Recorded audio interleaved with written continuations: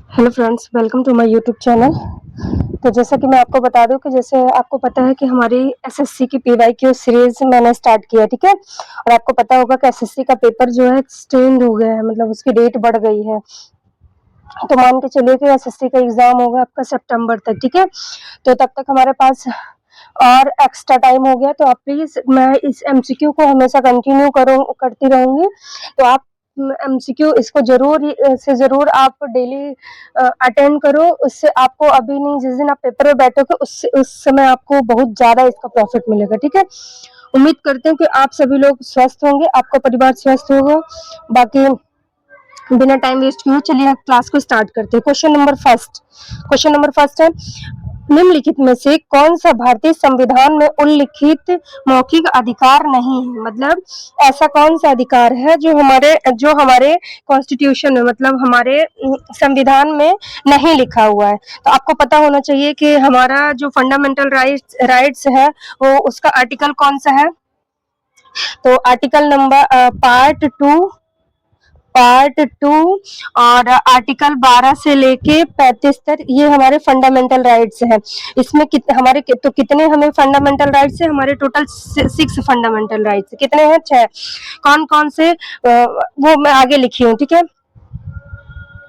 12 से 35 इसे Magna carta भी कहा जाता है। क्या बोला जाता है? Magna carta. इसे मैग्ना कार्टा भी बोला जाता है। ये इसको कहाँ से लिया गया है, ये भी बहुत इंपॉर्टेंट है। कहाँ से लिया गया ये याद रखना। यूएसए से लिया गया है। यूएसए से लिया गया है, ठीक है। यूएसए से लिया गया है। अगला क्वेश्चन है, बाकी आगे तो इसमें सबसे पहले समानता का अधिकार। पहले ये बताते कौन कौन से अधिकार है। तो हमारे कौन कौन से अधिकार है? एक है संवैधानिक, पहले है समानता का अधिकार, ये उल्टा लिख दिया है। ये है पहले समानता का अधिकार। ये है आर्टिकल नंबर 12 से लेके, कौन सा नंबर? 12 से 18। कौन सा? 12 से 18, ठीक है। 12 से 18। इसके बाद स्वतंत्रता का अधिकार, समता के बाद स्वतंत्रता का अधिकार है 19 से लेके 22 तक। 19 से 22 तक, ठीक है। फिर शोषण के विरुद्ध अधिकार 23-24। शोषण के विरुद्ध अधिकार कौन सा है? 23 और 24, ठीक है। फिर धार्मिक स्वतंत्रता का अधिकार, ये आर्टिकल इसका कौन सा है? 25 से लेके 28 तक। कौन सा है? 25 से लेके 28 तक इसका आर्टिकल है। एक सेकेंड, समझ में आ रहा है, रेड ही है ना, मैं इसको दूसरे से लिख देती हूँ। तो ये इसका है 25 से लेके 28 तक, ठीक है। और संस्कृत और शिक्षा का अधिकार ये 29-30 है। कौन सा है? 29 और 30, ठीक है। पहले एक जो संपत्ति का अधिकार था उसको मौलिक अधिकार से हटा के उसके एक सामान्य अधिकार कर दिया गया, ठीक है। और एक है संवैधानिक उपचारों का अधिकार, ये आर्टिकल नंबर 32 है। कौन सा है? आर्टिकल नंबर 32, ठीक। बाकी ये इसे मैग्ना कार्टा कहा जाता है। इसको कहाँ से लिया गया है? इसे यूएसए के संविधान से लिया गया है, ठीक है। अब आर्टिकल 13, आर्टिकल जैसे अभी ये तो आर्टिकल 13 एक है और एक है आर्टिकल 14। तो आर्टिकल 13 में क्या है लिखा है? आर्टिकल 13 में लिखा है कि कि अगर संसद कोई कानून बनाती है, संसद कोई कानून बनाती है और यदि उस कानून के तहत, यदि उसके तहत, मतलब अकॉर्डिंग उसके तहत अगर हमारे फंडामेंटल राइट्स का उल्लंघन हो रहा तो सुप्रीम कोर्ट उसे अमान्य घोषित कर देगी।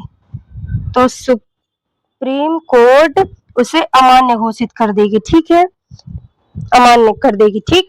यही मतलब इसी को बोलते हैं कि संविधान की रक्षा का अधिकार भी इसी को बोलते हैं, ठीक है। क्योंकि कि अगर संसद कोई कानून बनाती है, अगर वो हमारे फंडामेंटल राइट्स का उल्लंघन करता है तो जुडिशरी उसको निग्लेक्ट कर सकती है, ठीक है। इसके बाद 8 समानता का अधिकार, जैसे समानता का अधिकार ये भी यूएसए से लिया गया है, यूएसए और यूके से लिया गया है। स्वतंत्रता का अधिकार आर्टिकल नंबर 21 में बहुत सारे, जैसे अभी हाल ही में एक में रोड में फुटपाथ पर चलने का अधिकार, वुमेन में पीरियड्स में आप छुट्टी लेने का अधिकार है ये, और पुट्टा स्वामी केस में सोने का, बहुत सारे आर्टिकल 21 में बहुत जगह, विदेश जाने के लिए पासपोर्ट का, ये सारे इसमें आर्टिकल 21 में है। ठीक है, आर्टिकल 32 को, इसको, इस वाले आर्टिकल को भीमराव अम्बेडकर ने क्या कहा है, संविधान की आत्मा कहा है। संविधान की आत्मा क्या बोला है, आत्मा। किसने बोला है, बी आर अम्बेडकर ने, ठीक है। तो अब आते हैं क्वेश्चन पे, निम्नलिखित में कौन सा भारतीय संविधान में उल्लिखित, ये है, ये तो है, ये भी है, धार्मिक स्वतंत्रता का अधिकार भी है, स्वतंत्रता का अधिकार भी है, केवल वोट देने का ये हमारा अधिकार, मतलब ये हमारी ड्यूटी है, ना कि ये हमारा फंडामेंटल राइट है। ठीक है, तो इसका आंसर ये होगा, निम्न उल्लेखित मौलिक अधिकार नहीं है, तो आंसर ये होगा, मतलब ये सही है, इसका आंसर ये होगा,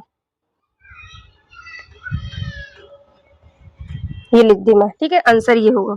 अगला क्वेश्चन है, निम्नलिखित में से किसे भारत का नागरिक बनने में की शर्त के रूप में गलत तरीके से सूचीबद्ध किया गया।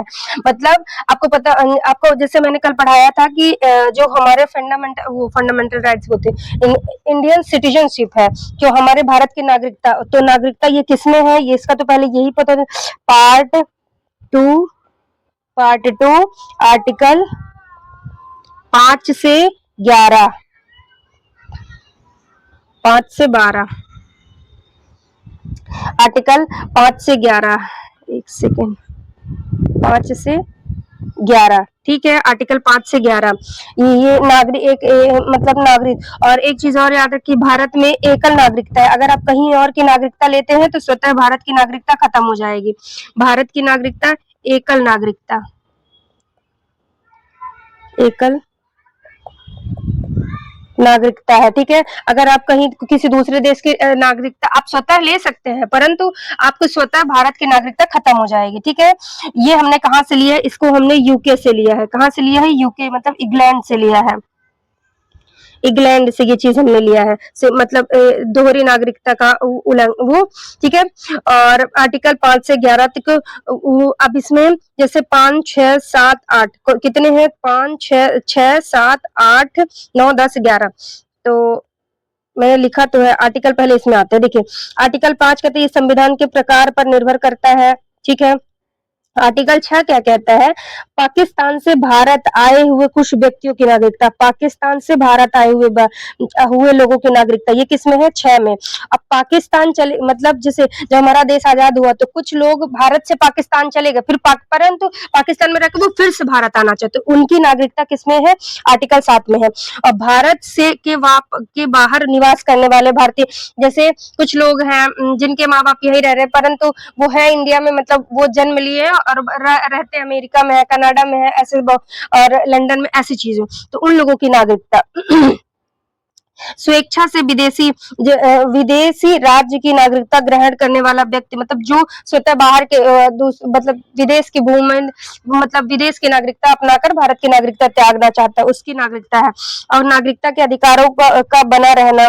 ठीक है, और आर्टिकल 11 में है, संसद को कानून द्वारा नागरिकता का विनियमन करने की, अगर नागरिकता संबंधित क्योंकि नागरिकता संबंधी कोई कानून बनाना है तो उसका वो कानून कौन बनाएगी, संसद बनाएगी। कौन बनाएगी, संसद बनाएगी। क्यों, क्योंकि जो नागरिकता संबंधी ये किसके अंतर्गत आता है, ये केंद्र के अंतर्गत आता है। ठीक है, केंद्र सरकार का ये है।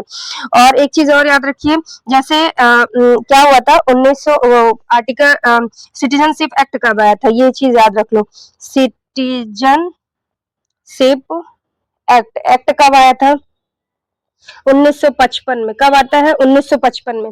कोई मतलब कोई मतलब कोई किस तरह से भारत की नागरिकता ले सकता है, इस पे कोई कैसे भारत की नागरिकता ले सकता है, भारत की नागरिकता ले सकता है। ठीक है,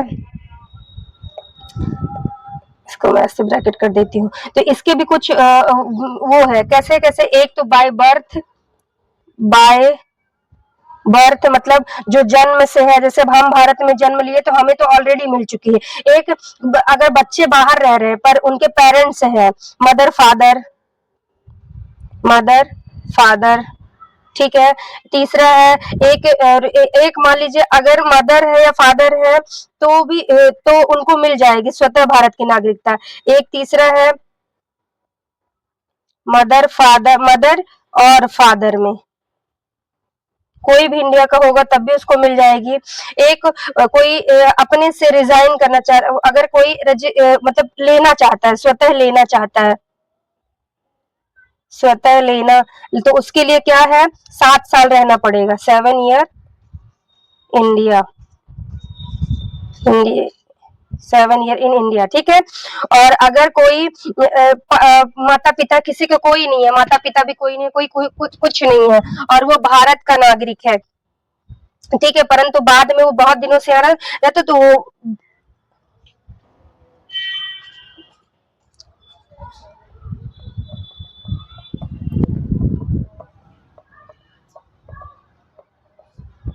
12 साल बाद उसको स्वतः मिल जाएगी। अगला क्वेश्चन है, निम्नलिखित में से कौन सी भारतीय संविधान के संघ की विशेषता नहीं है? भारतीय संविधान की संघ की विशेषता नहीं है। दोहरी सरकार, शक्तियों का विभाजन, अखिल भारतीय सेवा या लिखित संविधान है। जैसे दोहरी सरकार है, दोहरी सरकार तो है क्योंकि जैसे दोहरी सरकार का मतलब कैसे है, जैसे एक सेकंड, इसका मैंने आंसर लगाया, निम्नलिखित में से किसे भारत के नागरिक बनने की शर्त के रूप में गलत तरीके से सूचीबद्ध किया गया? प्राकृतिकरण, तो इसका आंसर ये नहीं होगा, ये भी नहीं होगा, ये भी नहीं होगा, ये होगा जन्म से नागरिकता, ठीक है। अगला क्वेश्चन है, अगर कोई मतलब हमारे देश में किस तरह से दूसरी नागरिकता को इंसान ले सकता है, ठीक है। ये हमारे क्वेश्चन, निम्नलिखित में से कौन सी भारतीय संविधान की संघीय विशेषता नहीं है? दोहरी सरकार, शक्तियों का विभाजन, अखिल भारतीय सेवा या लिखित संविधान। अखिल भारतीय सेवाएं ये तो केंद्र के अंदर आता, ये केंद्र के अंदर कद आता है, इसमें आता है आईएएस, आईपीएस और आईएफएसआरएस, ठीक है। और इसके बाद दोहरी सरकार, इसमें होता है एक केंद्र, एक होता है राज्य, ठीक। तो अगर अब ज्यादा पावर किसके पास होती है? मोर पावर, लेस पावर, ठीक है। और शक्तियों का विभाजन भी, शक्तियों का विभाजन भी लिखा था। हमारा संविधान लिखित संविधान है, जिसमें हमारा संविधान लिखित संविधान है, इसमें कुछ चीजें लचीलापन भी है और कुछ कठोरता भी है। जैसे कि प्रधान राष्ट्रपति को उसके पद से हटाना है तो उसके लिए आपको मतलब पूरी संसद का लगभग 30 हिस्सा में, मतलब एक तरह से अगर 100% है तो 100 में से आपको 80% लोगों से संसद पारित होगा तभी बिल पेश करवाना पड़ेगा, तभी आप राष्ट्रपति को हटा सकते। तो लचीला भी है और कठोर भी है। तो इसका आंसर क्या होगा? सी नंबर, क्या होगा? सी नंबर। अगला क्वेश्चन है, पानी, हवा और बर्फ जैसे विभिन्न एजेंट द्वारा परिदृश्य को नष्ट करने को कहा जाता है।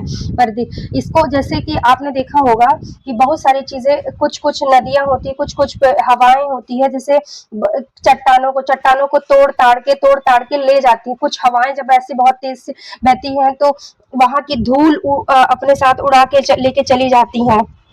तो वही पूछ रहा है कि पानी, हवा और बर्फ जैसी विभिन्न एजेंटों द्वारा परिदृश्य को नष्ट करने को क्या कहा जाता है? अक्षय, कटाव या कपाल या अवसाद, क्या कहा जाता है? यहाँ बारिश हो रही बहुत तेज, आपको पता है, और लाइट का भी रात में बहुत इश्यू था, तो थोड़ा सा आज कोऑपरेट करिएगा आप लोग, ठीक है। और जैसे ये मतलब ब्रेक, अक्षय मतलब होता है ब्रीदिंग, मतलब होता है ब्रेक, रॉक ऑफ ब्रेक,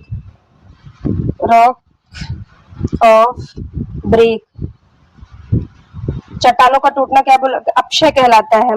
ये छोटी छोटी, आपने वो छत्रसय एक करके सुना है, एग्जाम्पल छत्रसय राजस्थान में छह, मतलब वो जो वहां का थार मरुस्थल है, थार मरुस्थल की जो हवाएं रेत है वो बहुत बड़ा पत्थर था, परंतु उसको काट काट के उसको एक जैसे छाता नहीं होता, छतरी के आकार का बना दिया गया है। ठीक है, तो इसका आंसर क्या होगा, कटाव। अगला क्वेश्चन है, किस प्रकार की चट्टानें कभी अग्नेय व अवसादी थी, लेकिन पृथ्वी की परपटी के भीतर तीव्र गर्मी और या दाब के परिणाम स्वरूप उनका रूपांतरण हो गया। मतलब वो एक नॉर्मल पहले चट्टानें थी, परंतु अब वो चेंज हो गई है। किस प्रकार की चट्टान, ग्रेनाइट है, क्वार्ट्ज है, कि बलुआ पत्थर है, बेसाल्ट है। अब पहले ये समझो कि ये होता क्या है। क्या होता है, देखो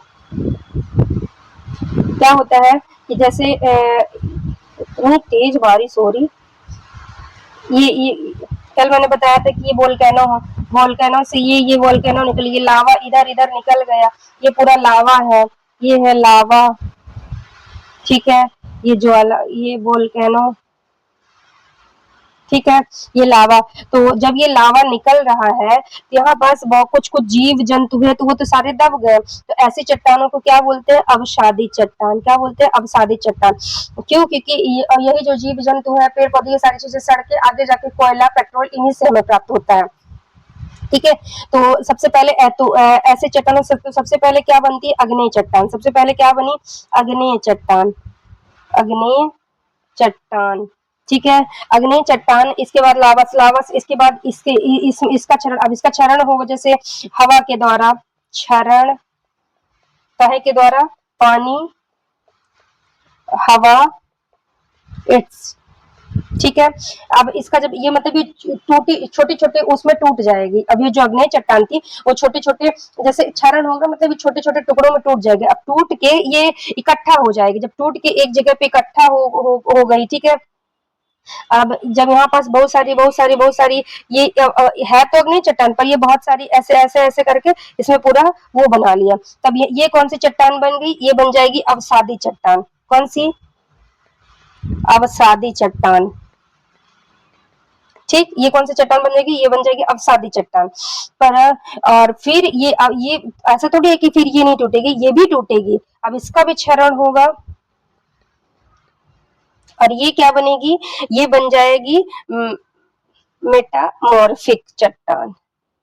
अरे, मेटामॉर्फिक रॉक।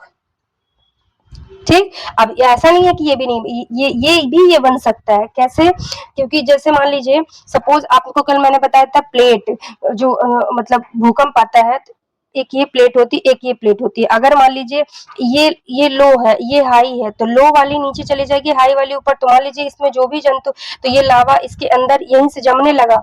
ठीक है, ये इसके बाद फिर यहीं से वोल्केनो निकलेगा, तो फिर ये वाली ना चट्टान निकल रही है, तो यहाँ पास ये अग्नि चट्टान बन जाएगी। ठीक है, और अंदर जैसे ये पृथ्वी के अंदर ही, पृथ्वी के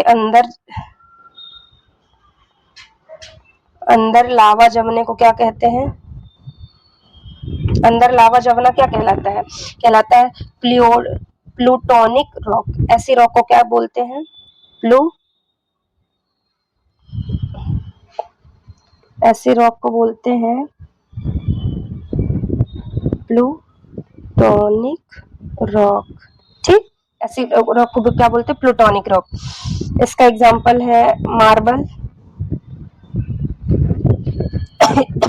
इसमें ताप दाब अधिक चाहिए। ठीक है, इसमें ताप दाब अधिक चाहिए, ताप प्लस दाब। ठीक, इसके लिए तो मार्बल ताप बहुत, और इसमें है कोयला पेट्रोल। एग्जाम्पल के लिए कोयला पेट्रोल। ठीक है, तो क्वेश्चन क्या था हमारा अब,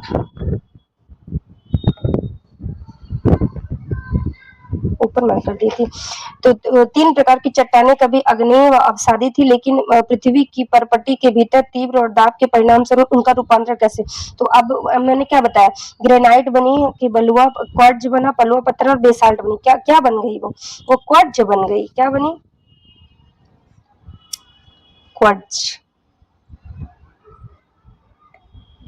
कौन सी चट्टान है? क्वार्ट्ज। अगला क्वेश्चन है, सामान्यतः बिंदी बिंदी मीटर से अधिक ऊंचाई वाली खड़ी पहाड़ी को पर्वत के रूप में वर्गीकृत किया जाता है। ये सबसे ऊपर टॉप में ये क्या है? तो ये सबसे ऊपर वाला भाग क्या है? ये है पहाड़। ये बिल्कुल पहाड़ है। क्या है? पहाड़। पहाड़, माउंटेन जिसको बोलते हैं। ठीक है। अब और इससे ये ढलान है ना, ये ढलान, ये क्या है? पर्वत है। ठीक। और ये इसके बाद ये और नीचे आ गए, ये और नीचे आ गए, तो ये पर्वत है। ये पर्वत है। और इधर ये चीजें आ गई मैदान। और फिर इधर आगे आ जाएगा, इसके आगे भी आ जाएगा सी, मतलब समुद्र वाला, समुद्र स्थल। ठीक है। तो इसमें पर्वत वाले में इसकी ऊंचाई अप्रोक्स कितनी होती है? 600 किलोमीटर से लेके, दिख ही नहीं रहा, 600 किलोमीटर टू 900। ठीक है। तो इसका आंसर क्या होगा? 600 किलोमीटर। अगला क्वेश्चन है, चाली, झुमरा और नाडू भांगी किस भारतीय नृत्य शैली से संबंधित है? क्या होगा? चाली, झुमरा और नाडी भांगी किस भारतीय नृत्य शैली से? कथकली, सत्रिया, मणिपुरी, कुचिपुड़ी। आंसर क्या होगा? सत्रिया। किससे रिलेटेड है? सत्रिया डांस। ठीक है। सत्रिया।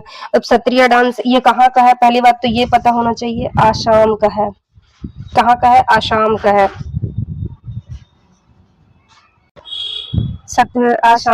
आसाम का नृत्य। ठीक है। यहाँ की एक फेमस डांसर कौन है? यहाँ की एक भूपेन हजारिका। इनसे डांसर कौन है?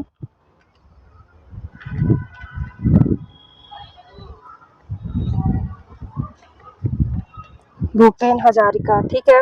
अगला क्वेश्चन है, मेघालय की लोकप्रिय पारंपरिक नृत्य त्योहार चाड़ सुकरा के रूप में मनाया जाता है। क्या मनाया जाता है? इसका हो बुआई उत्सव। थोड़ा सा मेरे को जाना है, तो मैं आज अब एक्सप्लेन नहीं कर पाऊंगी। ठीक है। मैं बाद में फिर कल आपको मैं सारी चीजें बताऊंगी।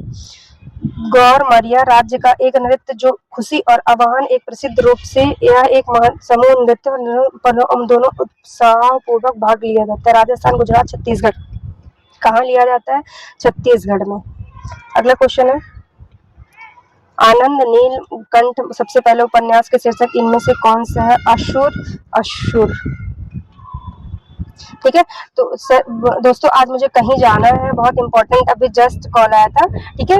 तो मैं इसके आगे मैं आपको कल पढ़ाऊंगी और इसको मैं पूरा एक्सप्लेन भी करूंगी। ठीक है। उसके आज के लिए सॉरी, मिलते हैं कल। Thank you. Welcome to Study with Arpana. Don't forget to like, share it with your friends, and subscribe to our channel. Press the bell icon for watching.